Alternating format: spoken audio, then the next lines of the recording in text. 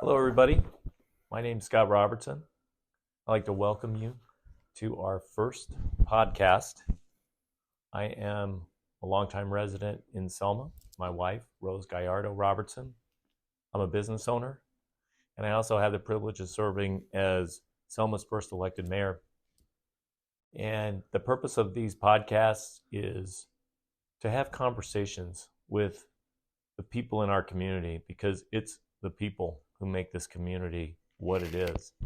It's the people who are going to be the future of our town and who are going to be the solution to our problems. Now, there are a lot of people who have a lot of problems with Selma, but there are great people, and sometimes we don't hear from them. What I'd like to do with these podcasts is talk to the people who make Selma what it is. So let's start this. Let's kick it off with the future of Selma. And one of our future is our leaders of Selma. And today I have with me the privilege of talking with Mateo Rodriguez. He is a young man, an adult, a father, a husband, and he is a resident of Selma. And he has chosen that path of leadership and stepping up in public service. Mateo, I just wanted to say welcome. And I wanted to ask you how did you get involved in giving back to the community? What is it that makes you want to be part of the community and step up? Oh, well, first of all, thank you for having me. Where I first got started was, um, I would say in high school, we had a deal with ROTC where you had to do community service hours. And that community service or volunteer hours isn't something you think of as a high school student. But when they say, hey, we got to get this many community service hours in, to make sure you guys understand what community service is. I said, okay, we'll do that. I'll make sure I get everything, squared away and how many times I need to do whatever. And I added that into my schedule at that point. And then just from then on, it was just the habit of realizing that those hours that I'm putting in, they're not for me, they're for everybody else in the community. That's just what they are, volunteer hours. So, keeping that in my schedule from, 15, 16 years old to now was just what I've done, is having putting that time aside, making sure it's for everybody. That's a great answer, and it really does starts in school, and it starts in these organizations that we're part of when we're not necessarily thinking about doing things beyond that, but we can be led into that sometimes. Tell me a few of the boards and organizations that you've been a part of in your young life so far.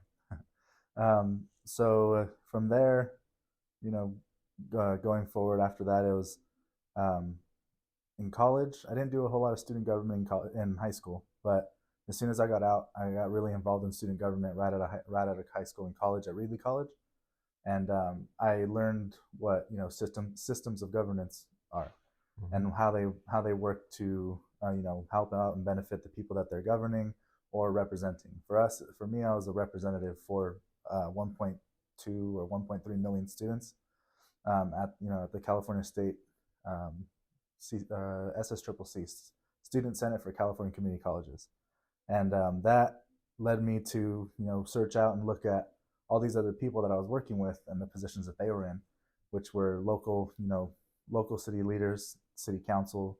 I worked on Measure C with the City Council of Reedley, and I was like, wait a minute, every city has a council, every city has committees, and so it just pushed me to look further. And at that time, I was doing a play right here in the city of Selma. Like you didn't have And enough on your yeah, plate. and that's when I met you, Scott. And I was like, no way, this is the perfect. I met. I believe you were on the council at that time, and this is like the perfect timing for me to ask questions, and so I did. And then I moved on from there and did um, worked on getting onto committees. I was on the Recreation Community Services Committee. I was also on the Pioneer Village Committee. Saw how that worked, or commissions, excuse me. And then you know after that, it's just looking forward to other things. I was involved with the uh, what is it called, the Selma Healthcare District for a long time. Um, and just getting to understand what these commissions and committees do is just it's essential for everybody because a lot of people don't even know what a commission is. So it's just telling everybody at this point, hey, you should do this, or this is where you go for that. It's been a part of my life now.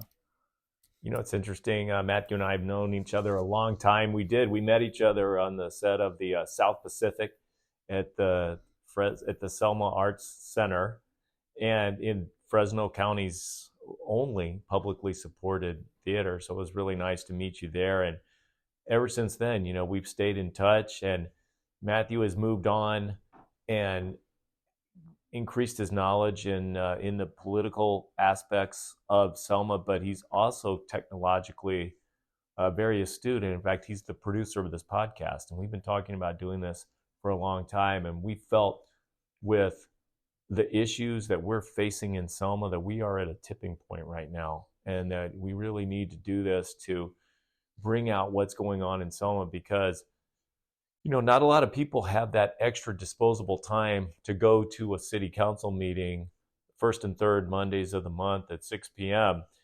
or to volunteer for organizations. You have made time in your life, but you have definitely had to carve it out with your family and your newborn.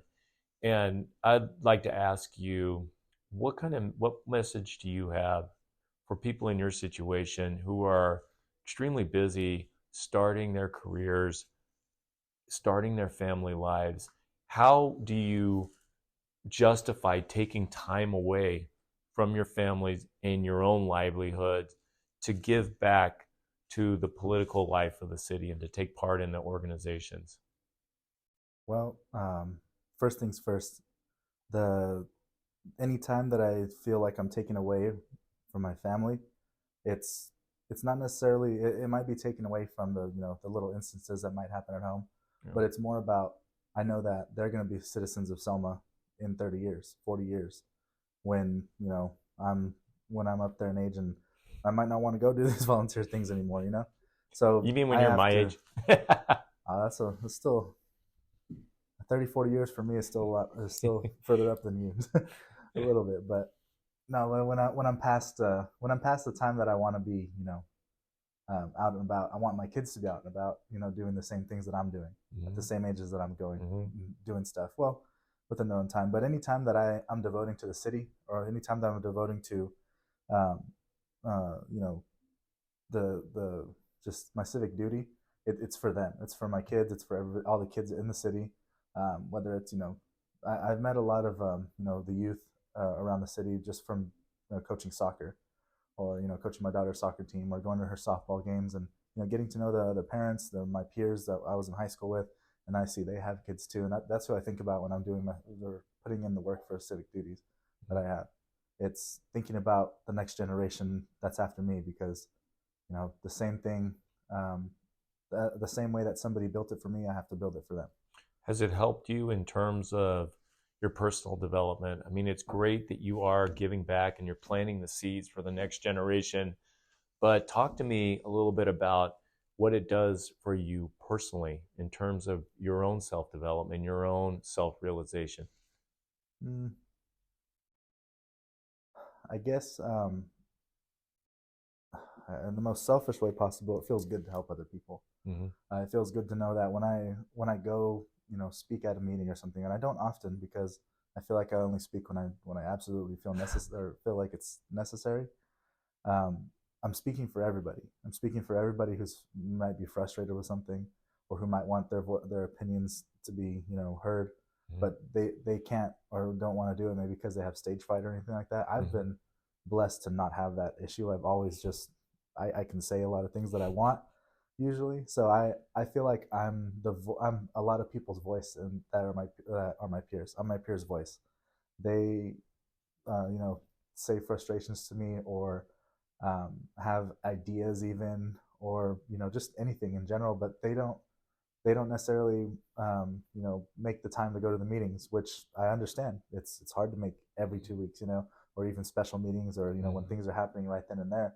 It's hard to make those times, and um, I like to be the one that if it's necessary, I'll go and be the voice for everybody in the city. Talk to me about what you think the priorities should be for Selma in the future and why this is such a crucial time for people to get involved and know what's happening in their town.